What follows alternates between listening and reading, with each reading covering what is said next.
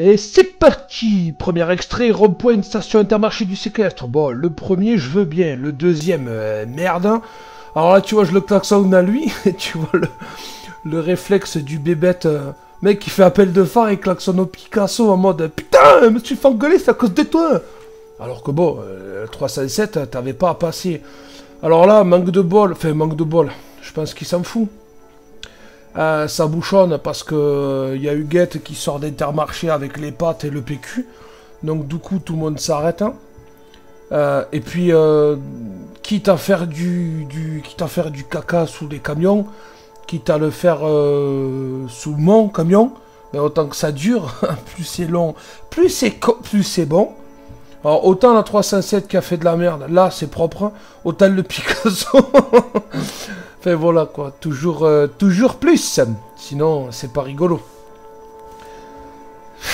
Qu'est-ce que tu veux, c'est inévitable. Alors là je suis sur la 61, j'arrive sur Toulouse. Alors devant moi tu vois tout le monde s'écarte et j'ai qu'est-ce qui se passe hein. Et puis je vois un truc sur la route, wow. Évidemment je l'évite, hein. On va pas éclater, on va pas... Donc là je te le passe en accéléré parce que s'il y a quelque chose par terre c'est que quelqu'un l'a perdu. Et là je te donne l'oum sang.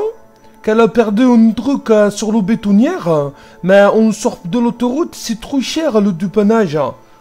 Et bon, ben voilà, la bétonnière, il manque un morceau. Alors le mec, tout le monde lui faisait appel, moi je passe, je klaxonne, tu vois, genre, oh, t'as perdu quelque chose. Et il me regardait en mode, ça va, tranquille. Donc bon, voilà, ici ça fait des étincelles, bim bam boum, badaboum. Mais bon, tout le monde s'en fout, donc... là on est route vers le péage. Alors lui il me sort sous le nez à Frontignan. Mais bon après il a la voiture pour. Mais tu vois c'était. Je montre la merde mais je montre aussi les belles actions. Là le gars il a les moyens, il a de quoi, il m'est sorti sous le nez mais il quiche. RAS. Bon là on est sur Toulouse. Je te présente voilà l'entrée du zoo. Tu vois la 307cc. Voie 3 bretelles de sortie en une fois à travers la circulation. On dirait presque une... comment dire, un passement de jambes d'un GTA. Impressionnant. A61, direction Toulouse, on est juste après Narbonne. Zone de travaux, donc les cônes, les flèches, les clignotants. Voilà, et t'as Jean-Michel avec la 307. Alors, à deux doigts de frapper chaque cône. Tout ça pour ça. Voilà. Alors oui, je sais, tu colles, c'est pas bien. Mais qui c'est qui fait la première merde? Qui c'est qui vient me casser les pieds, là? Ben, je sais pas, à un moment donné... Voilà quoi, faut bien qu'ils sentent un peu la pression, parce qu'à faire de la merde en permanence et qu'il leur arrive rien, après il arrive rien là. Mais j'espère qu'il a un petit peu transpiré de voir que le V de Volvo dans le rétro intérieur, tu vois. Sinon, ben c'est pas drôle. Là on est dans le pouce à roue, donc bon je descends, je suis vide, je descends assez fort. Ben apparemment pas assez fort. Voilà. Alors lui, il a tué les animaux de la jungle, il en a tué des zèbres, les pauvres. Voilà, c'est... Comme je te dis à chaque fois, toujours plus. Parce que franchement, je descends fort, hein. Mais bon, ça suffit pas. Alors là, je suis dans ma voiture, je rentre du boulot. Hey ho, hey ho. Lui, il va pas mettre le clignot. Voilà, il l'a pas mis. Après, voilà, c'est pareil, c'est des petits trucs insignifiants, il n'y a pas mort d'homme. Mais c'est le principe, voilà, ça met pas son clignotant.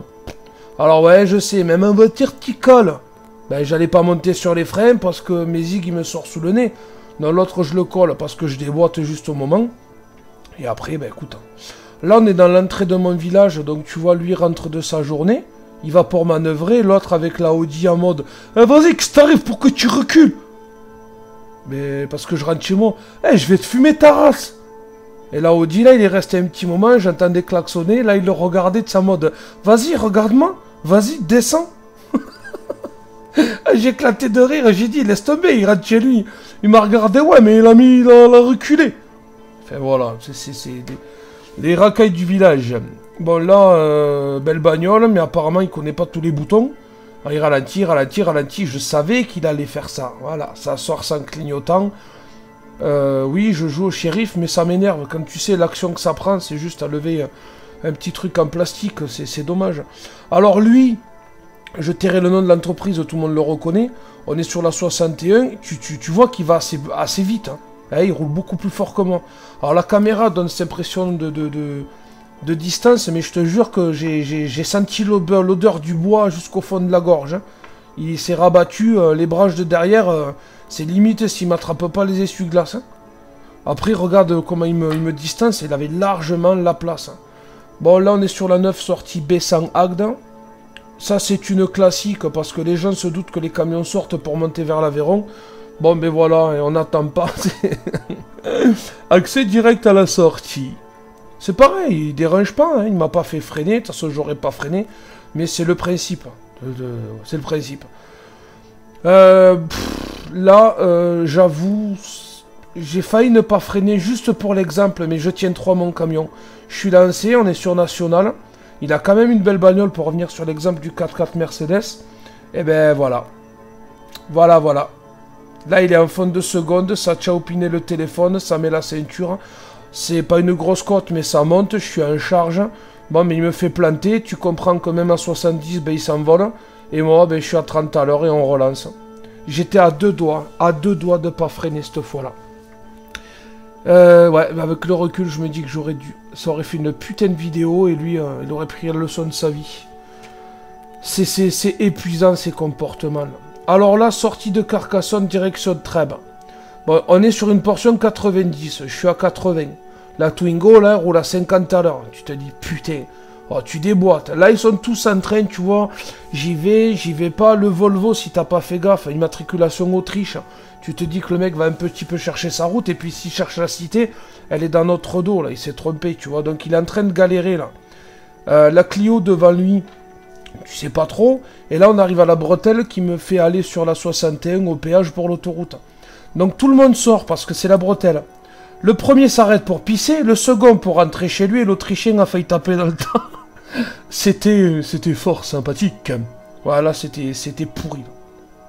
Qu'est-ce que tu veux. Contournement de Perpignan, le bus me double. Regarde le chauffeur, interdiction double au poids lourd, il est au portable. Magnifique, quand tu connais mon amour pour les chauffeurs de bus, tu comprends pourquoi je mets cet extrait au ralenti.